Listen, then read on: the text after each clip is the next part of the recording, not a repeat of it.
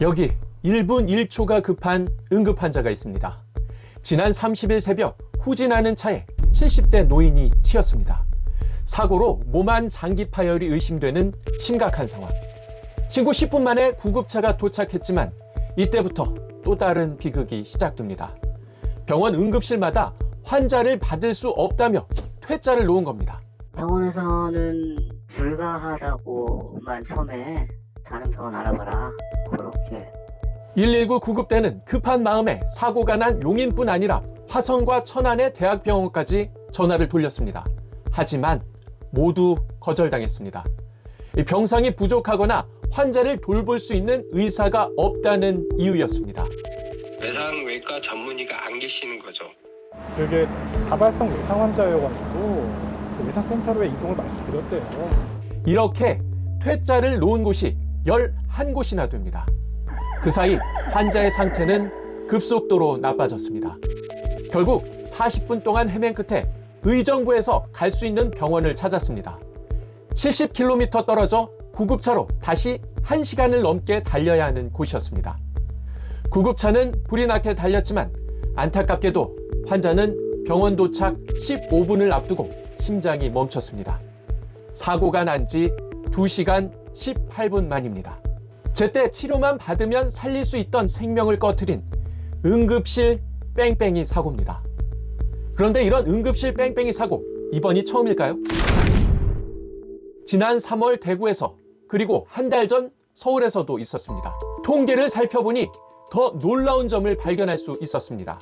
지난해 구급차가 환자를 태우고 응급실까지 갔지만 받아주지 않아 되돌아간 재이송 사례, 즉 응급실 뺑뺑이는 전국적으로 7,634건에 달했습니다.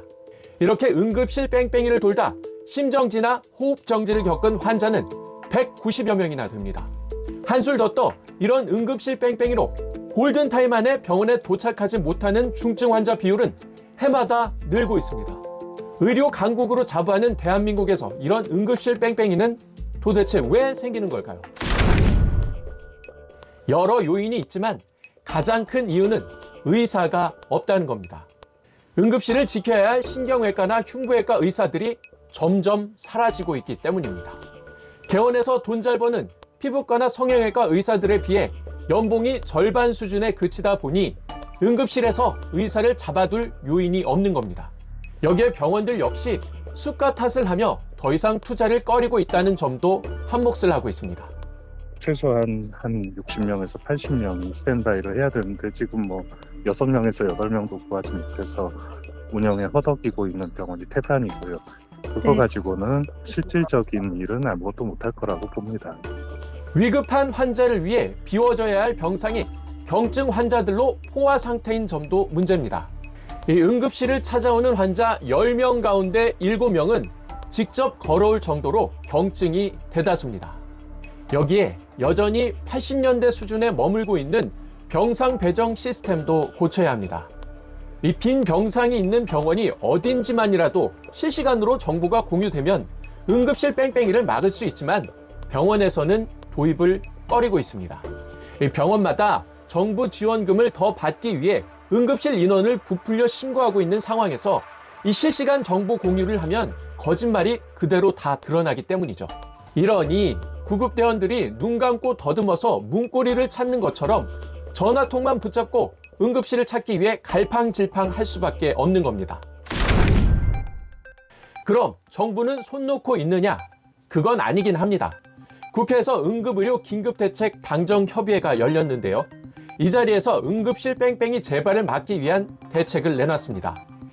앞서 지적한 문제점에 대해 중경증 이원화, 정보관리 인력 확대, 비번 집도의 추가 수당 지급 등을 추진하기로 했는데요. 계획은 누구나 내놓을 수 있습니다. 하지만 허울뿐인 구호에 그치지 않게 하려면 실행 가능한 대책이 되도록, 그리고 그 대책이 현장에서 정말 사람을 살릴 수 있도록 연글게 해야 할 겁니다.